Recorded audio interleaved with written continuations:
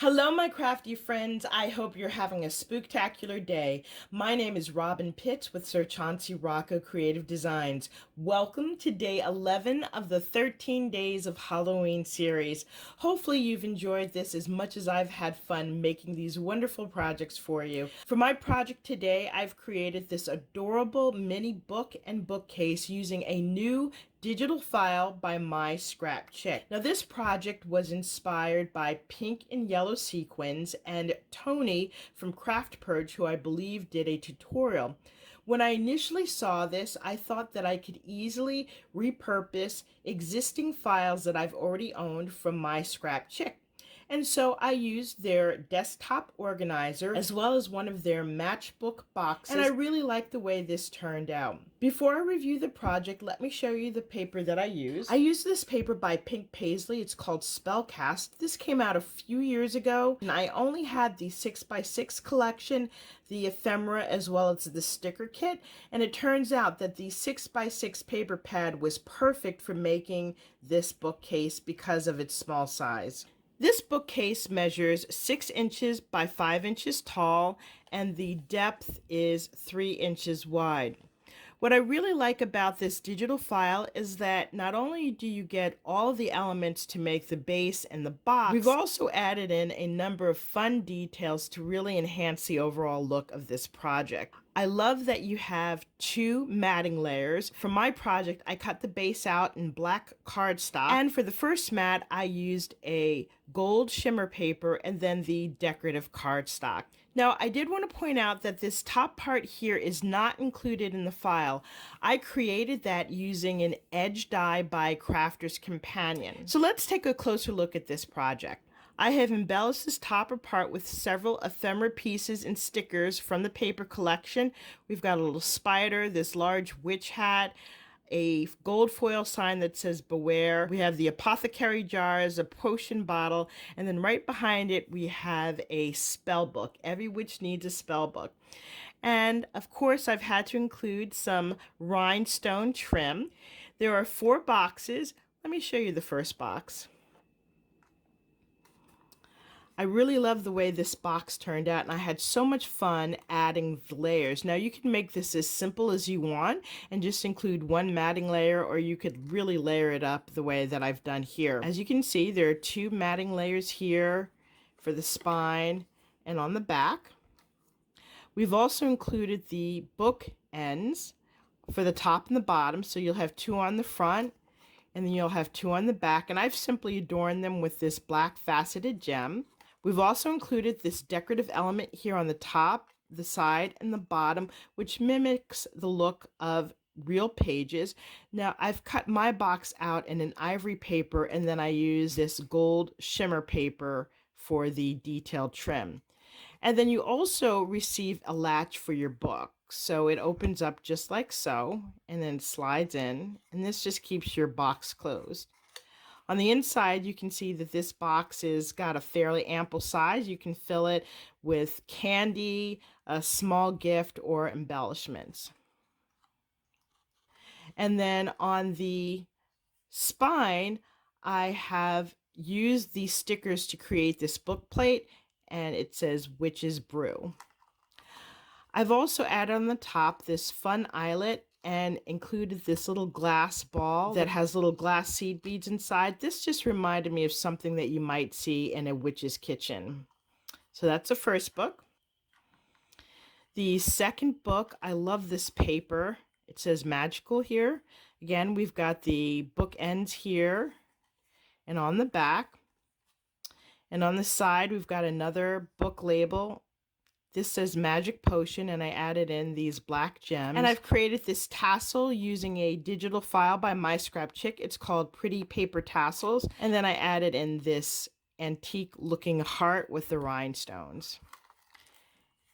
And this opens up, and inside I have this filled with black crinkled paper and these fun spiders. The next book, we have a witch's cauldron here, and it says cast your spell. I also used another little glass ball here. On the side it says spell book. Now this one doesn't have anything in it yet. And then finally we have our last book. This says Ghost Stories. We have another tassel, and then this fun little beaded heart. We've got pearls, we've got a little faceted gem, and then this pretty heart.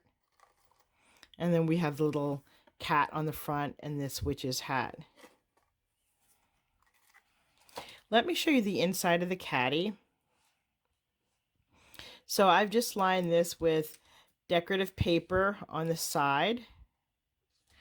And this is pretty sturdy. I made this using 80-pound cardstock. However, because it has 2 matting layers on the outside and 2 matting layers on the inside, it's 5 sheets of paper, which make it quite sturdy. On the bottom here, I included this fun layered bow. We have this black sheer organza, which is tipped in gold, and then I've included this ivory crochet trim, and then we have a sticker that says frightfully delightful. On the bottom, I used these antique claw feet that I purchased from Amazon. Let me show you the side. On the side, we have a witch, and she's got her broomstick, as you can see here. It says witches, wizards, and wands. I've got these fun flowers here in ivory and orange, and a little spider web, and then this floral element on the side. On the back, you have a signature paper from the collection, and this is a witch's ball. As you can see, all of them are decked out in their finest attire. Here you can see the piece that I cut out using the Crafter's Companion edge die. Now, I cut 2 pieces of this, one for the front and then one for the back, and they both line up perfectly. I left about a 1/4 inch border on the bottom, and I glued all of this together except for that 1/4 inch piece. Then I attached it to the back of the bookcase so that there was a tiny lip on this side and then a tiny lip on that side, and then I pressed down to attach it securely, and then I covered up the edge with the decorative paper. I think that looks really nice, and also a fun and easy way to add pizzazz to your project. And as you can see, I've used more of this rhinestone. This is the second witch, and she is decked out in her green. We've got a little golden spider web back here, more flowers. I've added this black flower here, and it says, "All I see is magic," and of course you have to have the black cat. Now that I've given you an overview of this project, I'm going to grab my materials so that we can make this together. I'll be right back. I have gathered the materials to make our mini book and bookcase. The paper collection that I'm using is by Recollections. It's called Pink Boo. This came out last year at Michael's. So let me review the pieces. This is the main element of the bookcase. So this is the back, the bottom, and this is the front. You'll receive these 2 pieces, which are the side. And for each piece, you'll receive 2 matting layers. You'll receive a book cover. You'll receive the book box. Now, to save time, I've already folded along all of the score lines, and I've also added in the page details for the side and the top and the bottom. And the rest of these pieces are matting layers. I've already created 3 different book boxes, and this is what the finished will look like. I really like the soft pastel colors. This is the second box, and this is the third book box. Okay, so we're going to make the 4th book box together. But before we do that, we're going to work on the base. What we're going to do is grab these 2 pieces. Now, the matting layers that I want are already on the outside. What we're going to do is turn this over like so. You want to fold along the score lines, and this piece is going to be glued right on the top part, just like so. And you want to make sure that it's aligned right to the score line. Okay, and you're going to do that on both sides. So we have this piece here, and then we're going to glue this piece right on that side. So let's add them down now. Okay, I'm going to fold this back. Make sure you have it lined right up. Take your bone folder and burnish it. Okay, and then you're going to fold this piece over and make sure there's a nice strong adhesion. So it should look like this. Okay, and I'm going to repeat the same step on this side. Now we want to glue the side panels on. So what we're going to do is fold this up. We're going to put glue right here on this tab, and it's going to go on this base right up to the score line. Okay, and again, you're going to repeat that on both sides. So it'll look just like this. So I'm just going to fold this up, make sure these score lines are lined up. You want to burnish that.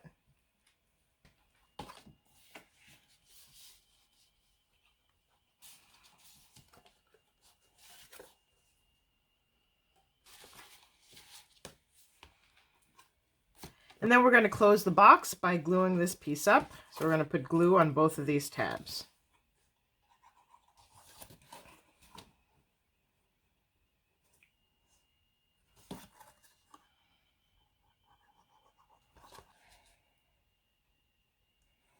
So now our bookshelf is complete. You can put the decorative panels on the inside. The reason I did not include the decorative panels on the inside before I started gluing is because you want to cover up these tabs.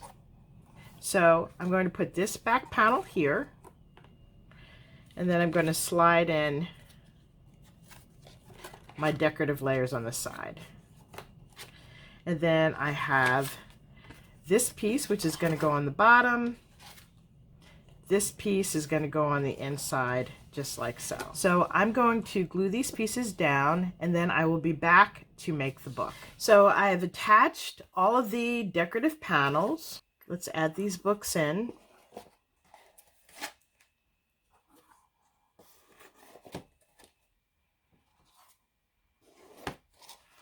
Okay, and we have space for one more. So let's set this aside and grab the panels to make the book. You're going to have a piece that looks like this, and I've gone ahead and folded along the score lines.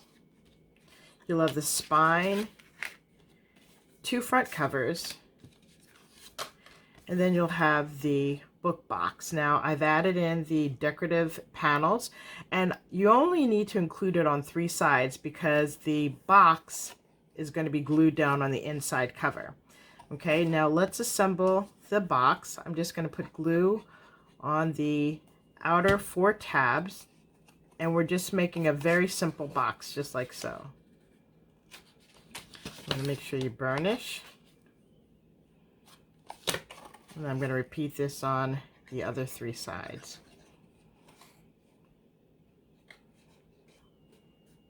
Now we have our box done. I'm going to set this aside, and we want to attach our latches.